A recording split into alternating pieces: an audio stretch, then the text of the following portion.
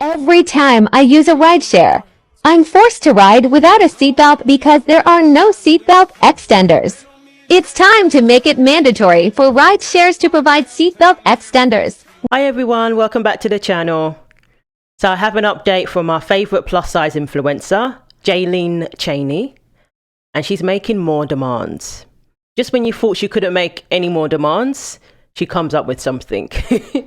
Now, I have to remind myself, she's an influencer, she's a TikToker. I believe she makes money off of social media. So she has to keep coming up with these ideas to some degree or another. So that might be a lot to do with it. Let's get something straight. Access to public transportation, including air travel, is a civil right. That means plus-size people do deserve to travel comfortably and without discrimination. It's not about entitlement, it's about basic human rights. Everybody should be able to fly safely and comfortably. But of course, there is the main question that everybody asks when they come across her videos, when they come across her demands. Why not lose a few pounds to make your life easier, rather than expecting the rest of the world to accommodate your size? I'm sure everybody has their own ideas of how travel can be more comfortable, regardless of your size. But it's not just Jaylene. We know there's a whole plus size movement out there. I do think it's dying down a little bit. That wasn't the right choice of words. Some major plus size influencers have passed away in recent years. And I think for many, that was a huge reality check, whether from the plus size influencers themselves or the people who support them and cheer them on. We see where it's going, and it's not good. And plus, if you live in America in particular, people do struggle because of the nature of the food here. We have additives put into our food that are banned in other countries. The food is designed to be very addictive. So many people can relate to these plus size influencers, even if they're much smaller than them, they can relate to them. And it's easier if we can just say, let's just accept everybody for who they are and everything's beautiful regardless. That sounds lovely. But when you can't use the seatbelt in an Uber ride, there's something wrong. Rather than saying that people need to provide seatbelt extenders, bear in mind Uber drivers are just regular people with their own cars. Most people don't think about getting seatbelt extenders when they buy a car. It's not like everybody has to aim to be a size 0.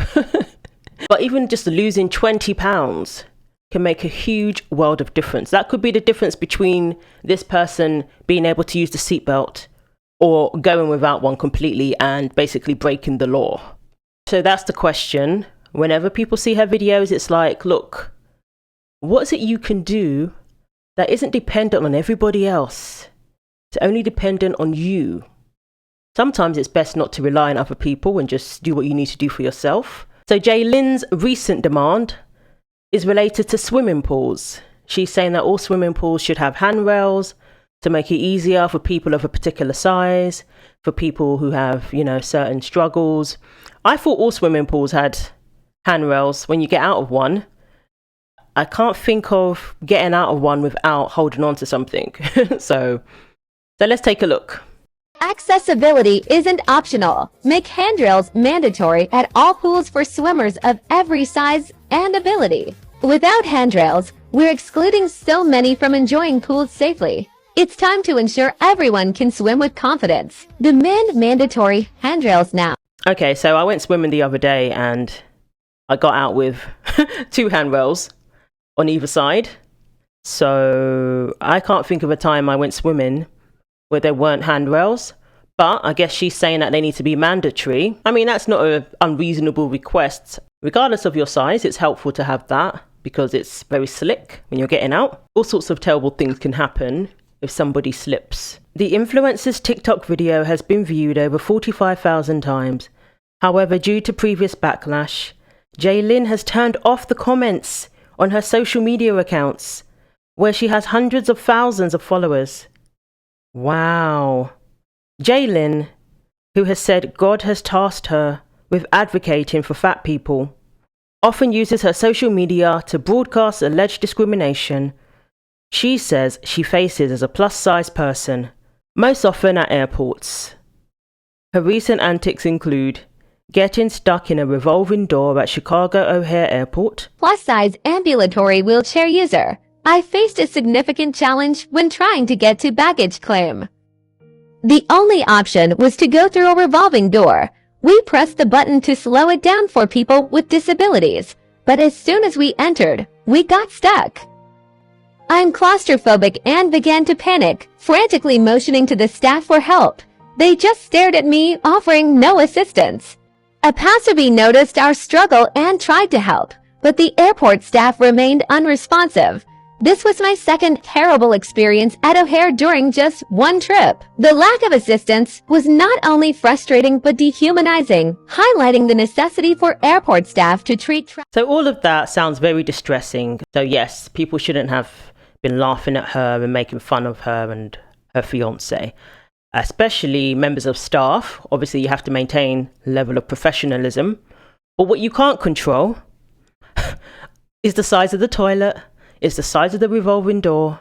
Unless you're the engineer or the architect and you design these things to be bigger, that is something that is out of your control. And you can demand that these things get bigger and all of that.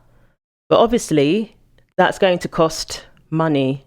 These things are built for someone of the average size. It's not possible to accommodate all of the variations of different sizes of people. It isn't. It's not financially feasible. It's not feasible in terms of infrastructure. Not all buildings can have bathrooms and doors, hallways to accommodate somebody who is morbidly obese. Now, here's one for you. Jaylyn Cheney, a plus-size travel influencer known for demanding free extra plane seats for larger travellers, has issued a new demand: handrails in all pools to ensure inclusivity. She highlights the need for accessibility, as you can see on your screens there, stating that without handrails, many people are excluded from safely enjoying pools. Well, joining me now is the former presenter of Fat Families, Steve Miller. Steve, here we go again. Last time it was free seats. Now it's free handrails. Well, I mean, to be fair to her, I think, isn't it common sense to have handrails in a pool anyway, no matter what size you are, you know, for elderly people, for children, for people that are too fat, for people, you know, who are just unwell. And I think, you know, the handrail one is just common sense. Where I have an issue with this particular influencer is when she's demanding that we have free seats on they have free seats on an aeroplane. So I think that what she should do, actually, is put her mouth to better use and stop moaning and start eating less and eating better, and life would be better for her. You see.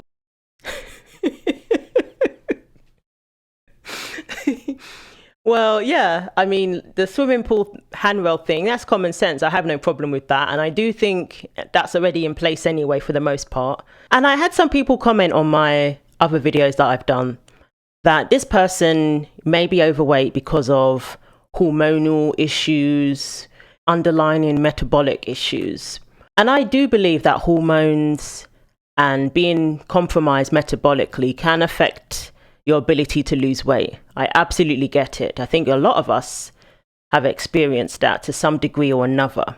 I saw this ridiculous comment claiming discrimination is only about race, religion, or sex, not weight. Seriously, let's set the record straight about weight-based discrimination. Discrimination is the unjust or prejudicial treatment of different categories of people, especially on the grounds of ethnicity, age, sex, disability, and/or, wait for it, weight-based discrimination, or weight stigma, is the discriminatory treatment of people based on their size and weight. It can lead to exclusion, marginalization, and inequities. Newsflash: weight isn't just about eating habits. Genetics, metabolism, mental health, and money play big roles. Blaming it all on overeating, that's ignorant. FYI, some states and cities actually have laws against weight-based discrimination. There are also advocacy groups out there fighting for more protections. Weight-based discrimination often intersects with other biases. Imagine being judged for your race and weight at the same time. It amplifies the impact and makes life even harder for those already facing multiple forms of discrimination. Weight-based discrimination is real and harmful. So instead of spreading misinformation, Educate yourself. Google is free. And remember, ignorance isn't bliss, it's just lazy. I think her size has more to do with lifestyle and what she chooses to eat and how much she chooses to eat than it does hormones. Because there are plenty of women who deal with hormonal issues, but they're not morbidly obese. They're just struggling to lose 10 extra pounds or something. That makes sense. But to be morbidly obese, to be of that size, that takes years of eating a certain way. It really does. It can take a long time to lose that weight because it's taken years to get there in the first place. You can't tell me that if somebody predominantly eats out, at fast food restaurants, doesn't do any exercise, doesn't like walking, rarely cooks at home, you can't tell me that that person is big because of hormones. Now, I'm not saying that's Jaylin. I don't know what sort of diet she has. And I do believe she does have health issues. But of course, that's like the chicken and the egg question. What came first? The obesity or the health issues? I'm inclined to believe a lot of the health issues are related to her being obese. What I ate for breakfast, fat edition. Bagel and cream cheese. Large iced coffee. Chocolate donut with sprinkles. Again, it's not about being a particular size, like, size 0 or whatever. Even losing 20 pounds can significantly improve your life, can make you a bit more comfortable when you go traveling. And I don't understand this whole fat acceptance movement. It's like it's offensive to suggest losing weight. And when people do lose weight, people give them a hard time. Like when Adele lost weight, people gave her a hard time. If Jaylin loses weight, she'll probably lose followers. And I think that's very sad, that to suggest losing weight and improving your health is offensive these days, even though we've seen plus-size influencers pass away, high-profile ones. The problem with this, when you go down the route of free airline places, seats because you're too fat, is you're yet again reinforcing the normalization of obesity and all of the potential health consequences that can come from that. That's the second thing. The other thing I've got on the aeroplane seats, of course, is that the higher cost for passengers, because, who's going to foot the bill for free seats on a flight? So I give her a bit of a thumbs up on the handrails, but I give her a thumbs down when it comes to the free seats on a plane. Let's get real. Losing weight can be a challenge. And I really still have my struggles. I can go up and I can go down and whatever. But yes, be a healthy floater rather than a bloater is the message for this, with the link to a swimming pool, I guess. And Steve, isn't the point is if you give in to one thing, it will never end? Where will it end? Compulsory stair lifts, moving sidewalks, bigger dinner plates? Oh, well, I think it's going to get worse in the UK. I mean, now we've got Keir Starmer in. We're into woke wonderland, aren't we? I think he will probably ban the word fat. I won't be allowed to say it anymore. I think common sense is out of the window. And you're right. Where does it end? We need to be bolder and we need to be braver in this country like they are in Japan. I keep repeating that message and I will never stop, because in Japan, they don't all cry like little babies, oh, you're fat shaming me because you're talking about being too fat. So, no, I'm actually, I've got to be honest with you, I'm losing a bit of hope and optimism for this country. And the danger is that we all become lab rats. I tell you, that's the danger, taking these injections. And all I would say to people considering that is look at the potential side effects, including thyroid cancer.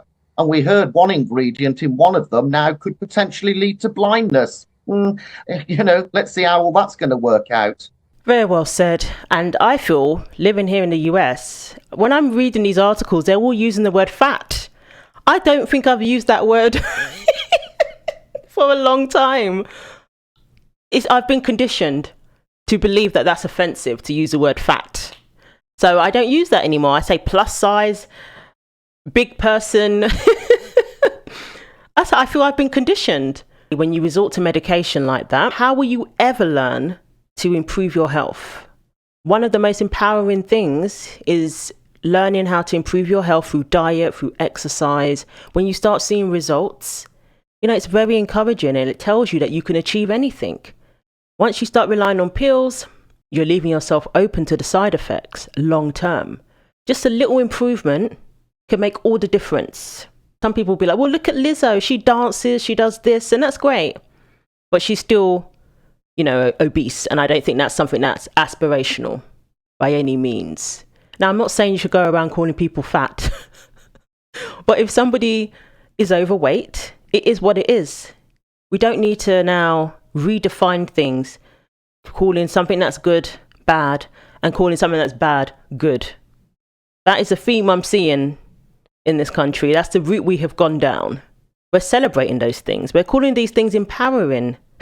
There's nothing empowering about demanding an extra seat on the plane because you can't fit in one regular plane seat. That's not empowering. It's not empowering to not comfortably be able to use the bathroom on a plane. Now, nobody's comfortable in those those plane toilets because there's not enough room. You're like this. And then to demand that people push you in a wheelchair because you don't want to walk, because you get out of breath, going a short distance up a ramp. I don't see what's empowering about that. And why is the solution completely ignored and even treated as offensive? So, I do feel for Jaylin that she's been getting some nasty comments. She has to turn her comments off. But this is what she puts out there. And it is kind of frustrating to be hearing all of these demands when you're struggling to even afford a plane ticket.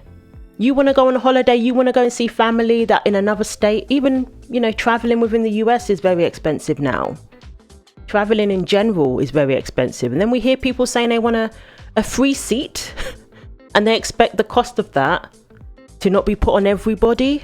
The money from that has to come from somewhere. And more than likely, it's just going to make traveling even more expensive and even less accessible to regular people. This person seems to live quite a, dare I say, privileged lifestyle, traveling all over the place for TikTok or whatever. I looked at the plane tickets to Hawaii and, it's no joke. But yeah, I don't want her to be sent nasty comments and things like that. But people are going to give their opinion and people are going to state the obvious. So let me know what you think. Thanks for watching. Take care of yourselves. Like, comment and subscribe. And God willing, I will see you in the next video.